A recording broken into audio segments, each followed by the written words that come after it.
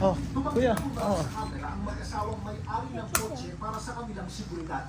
Nagpapatuloy naman ang follow-up operation ng pulisya para mahuli ang mga salarin sa insidente. Jesse Cruza, ABS-CBN News.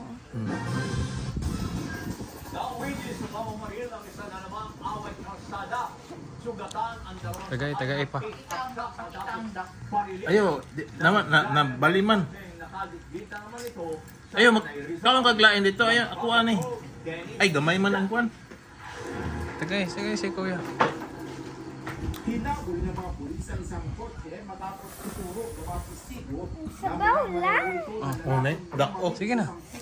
Ayo, tagay. Matapos ang 15 minuto na So paghabol, ganay. dapat ng mga pulis sa inilatag ng checkpoint. Ay, nagkipandagko man eh. Ng Morong.